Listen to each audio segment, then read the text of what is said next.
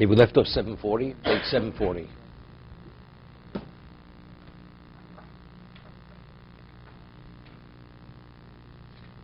We left off the third paragraph.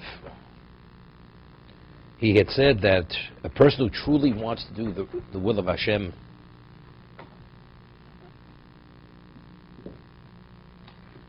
no, earlier.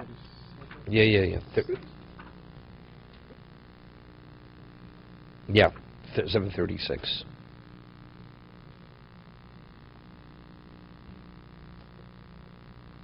Next to the bottom paragraph.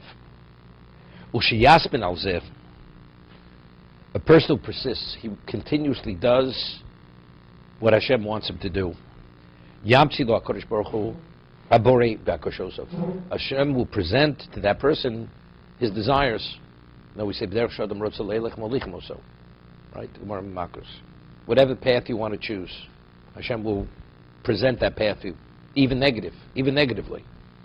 Person truly wants to be dishonest and do things which are not appropriate, Hashem will present those circumstances to be able to do the dishonest thing, if that's what the person truly wants to do.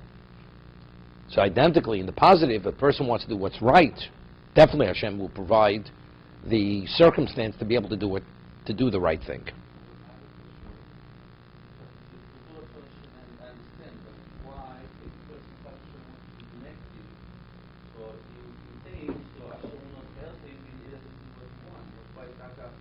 No, Hashem will not cause him to do it. He'll present the circumstance for the person to exercise his free choice. Because that's free choice. That goes within free choice. I'm not using the word opportunity. It's not opportunity.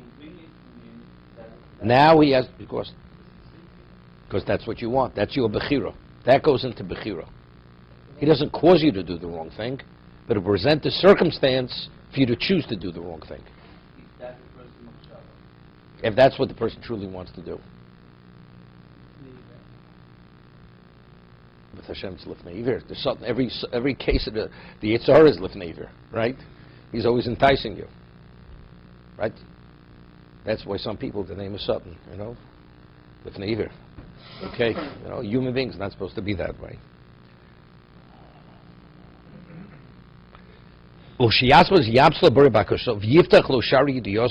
He will open the gates of knowledge.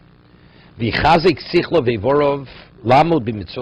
will strengthen his understanding, his grasp, and his limbs to be able to withstand the mitzvos which are even beyond his ability.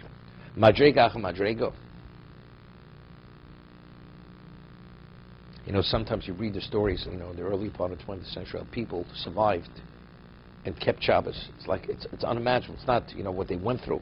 How does a person have that inner strength to be able to withstand as many things, right? But they did, because they had a grasp and understanding of its value to such a degree that there's no way they were going to cross that line. Because something that you truly want, Hashem will give you that level of appreciation that only that person understands it, because that person has that appreciation. Another person doesn't have an appreciation, doesn't understand it. Koshenemar. I'll give you an example. I was just reading something about the Holocaust. It was known that Nazis, Yemach Shmam, Yom Kippur, they would provide larger amounts of bread and food that was edible throughout the year, not. Because they wanted the Jews to eat on Yom Kippur. Jews, even if it was a question they may die, they would not eat on Yom Kippur under any circumstance. It doesn't make any sense. He is starving.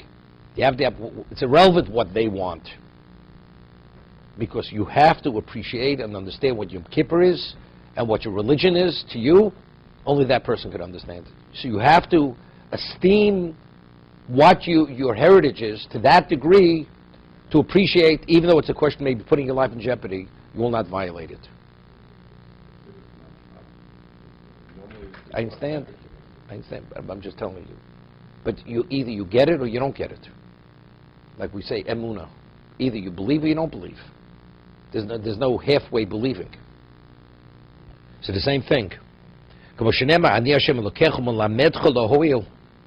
I am God who teaches you, lahoil, to be effective, madricho b'derech telech, to lead you on the path that you should walk. Famous story. It says, Ani Hashem melamedcho. There was a famous story of Chaim Volozhiner. And he visited a town. So somebody asked him, Jews when they meet, what's the first question? So what do you do? Right? That's the first question Jews ask. So he says, I'm a malamed.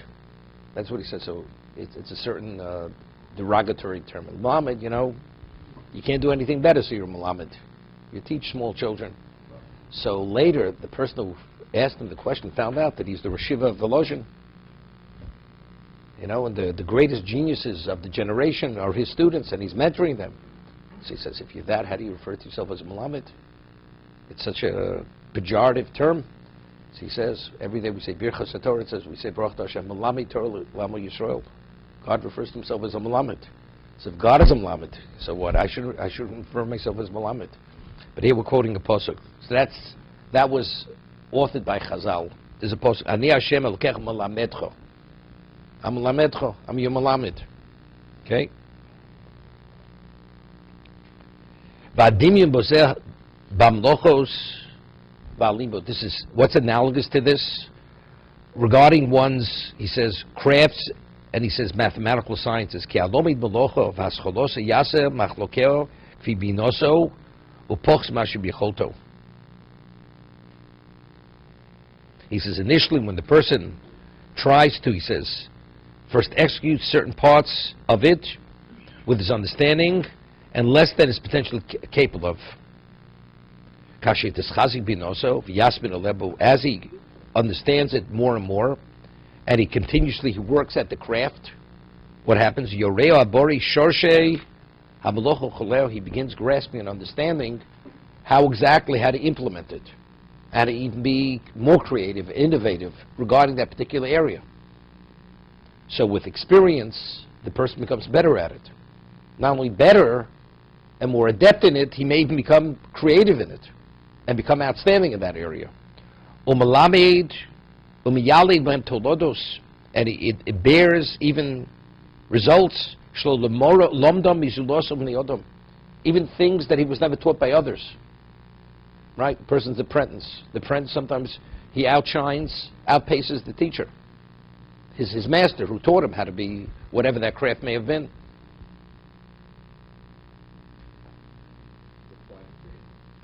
Same idea. Once in any, but this is not only in regard to one's spirituality. The way God created man, that a person has the ability, once he applies himself, he's able to excel. It brings out certain abilities that he never thought he had originally.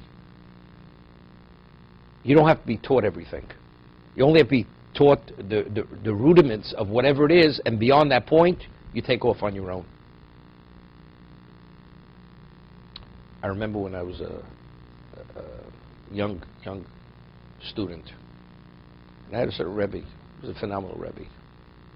I used to say I could listen to his Torah for hours. It was like listening to music. That's his ability to explain something was phenomenal. And when I used to sit and listen to it, I used to think to myself, I know I could be minimally what he is when I reach his age. Because after a while, whenever he would say it, I already would know what he would say before he would say it. And I was only 16 and a half at the time. And I knew. But I didn't start at that level, But once you reach a certain level, Hashem gives you ability to draw of your own potential and even go beyond whoever your Rebbe or your mentor is. And that's the reality of life. To be continued.